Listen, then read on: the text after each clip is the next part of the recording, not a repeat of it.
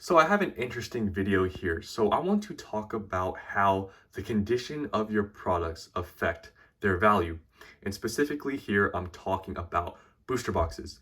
So I have a few examples of different, these booster boxes here that are in different sorts of conditions. The first one here has a cut open here on the top of the wrapper from somebody opening the case and not really being careful. There is an open part here of the seal. So I guess then you could say it's not perfectly sealed, but still technically factory sealed, but just someone cut the top here, unfortunately. And then here we have a perfectly sealed box, but it's kind of damaged. And then here we have a perfectly minty box. So, believe it or not, we are in a collectible hobby. Pokemon is collectible, and these boxes are collectible. And with anything collectible, condition matters, and it matters a lot. And it even matters for sealed boxes because obviously people care about condition of their cars. We have, grading, PSA, Beckett, CGC, but for boxes too, people do care how their boxes are, like the condition they're in.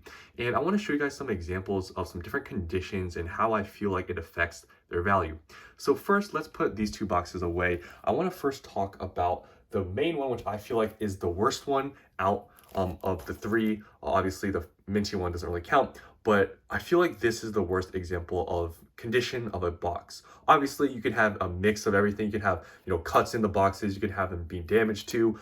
But I feel like just if you have a booster box that has a cut in it, I feel like it affects, the box value worse than just a little bit of a damaged box. So in this case, the wrapping is also loose, and I guess that's another example you could give of a condition of a booster box where the wrapping is loose. But if it's just slightly loose, it's not a big deal. I don't think anyone's really going to care. But the big part and why I wanted to give an example of this booster box is that it has a cut on the top. So if you look at this box, right, you look at the front, let's just, besides the point of, the wrapping being loose, let's forget that's there, just mainly the cut. But look at the seals. This is the main thing you really got to worry about when you're buying booster boxes is the seals and how they look. So you look at everything, it's all perfectly sealed. There's no holes or anything. It looks perfectly fine. Nothing looks like it's been resealed. You can see the seams are all good. Look at the back too. Yeah, it's a little bit loose, but it's not too bad. But the main part is that it's cut on the top here. So everyone knows, just by looking at this box, it's perfectly fine. It's factory sealed, except the top, the seal, which makes this box, it's a sealed product, but it's cut on the top, which surprisingly enough does make this a lot less appealing for sealed collectors because you want 100% sealed product. And just the fact that there's this tiny slit because someone didn't really care to put, any effort into trying to not cut the booster box when opening the seal, it actually affects the value and the sellability. Now, with any of these damaged products, if you have multiples of, let's say these Surging Sparks booster boxes and you're planning on selling them, personally, I would sell the damaged boxes first, especially for sets like Surging Sparks right now. If you have a damaged box or a seal that's cut open, you have multiple, and you're looking to take some profits, in my opinion, sell the damaged boxes first because when they go up in value, people are going to buy these, but you're going to be hurt more with, the value because when boxes, let's say, eventually Surging Sparks in some, time, it's going to hit $1,000. Let's just pretend, right? With this cut on the top here, people might only pay maybe 800, 700 for this box just because it has this cut. So you might as well now sell it if you're going to take profits and maybe take a loss. Maybe these boxes right now are 200. Maybe, someone will buy it for 180.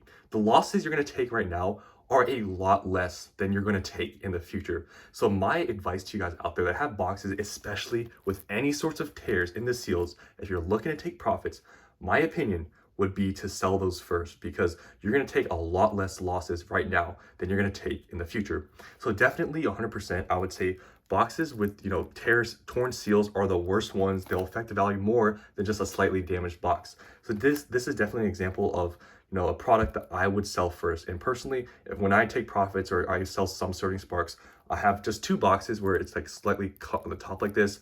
People know it's like, it's nothing wrong. It's just an accident. Someone cut it open. But definitely torn seals is the biggest, thing that affects the value of the box, in my opinion. And then next here, we have an example of a box that has a little bit of damage. So obviously severity of tears and damages to the box, all that matters, but I'm just giving examples here specifically of the cases of these booster boxes.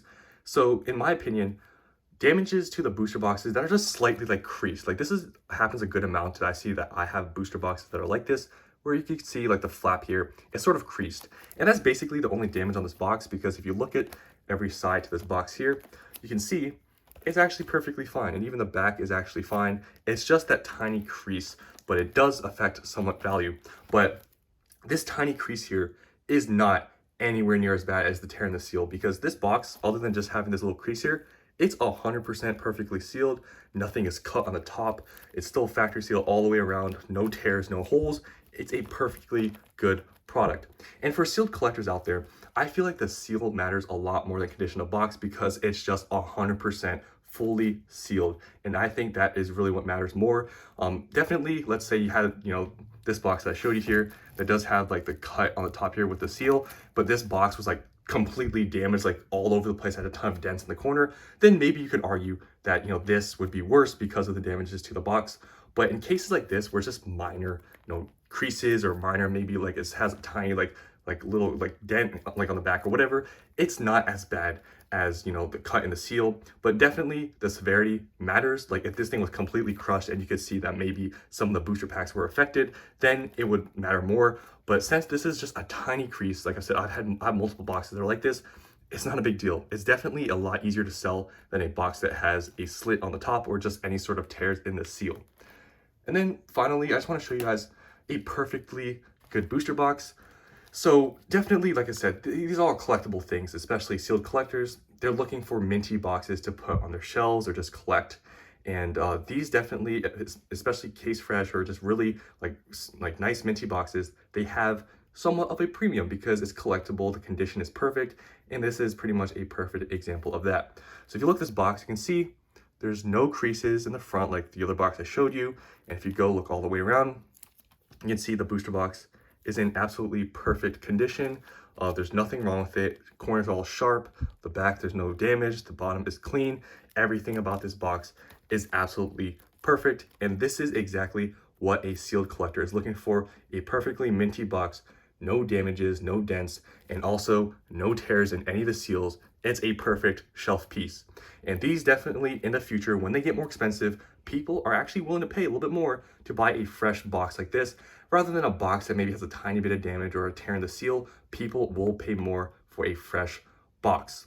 So just wanted to show you guys all these different sorts of conditions of these boxes. I haven't made a video like this in a while where I talk about these sorts of things, but I wanted to kind of make a video talking about this because I do have examples of all these Surging Sparks booster boxes that are in different conditions. And I just want to share you guys my opinions on how the condition of boxes affect their value. So just to reiterate one more time, I think tears and seals are the worst because these are sealed products. I think they affect them the most. Obviously, like I said, severity matters a lot. But in these cases, I think the seal on the top here that's cut from someone opening the case, I think this is the worst one out there. Also it's loose, which makes it a little bit worse too. But just the tear is the worst one. Then I would say, obviously, the little dent here, the crease, is kind of bad. It's not a big deal. It's definitely not as bad as this in my opinion. And then obviously the minty box here is the best one. People are going to be looking for these. And these are the ones I'm going to hold on to the longest because I'd rather sell boxes that are more damaged that people are going to buy now, and I'm going to lose less money on them rather than I hold them until they reach, get more expensive, and then people obviously wouldn't pay as much. So yeah, my opinions on this whole thing. Hope you guys enjoyed this video. Comment down below what you think about my opinions about these different conditions. And yeah, hope you guys enjoyed, and I'll see you on the next one.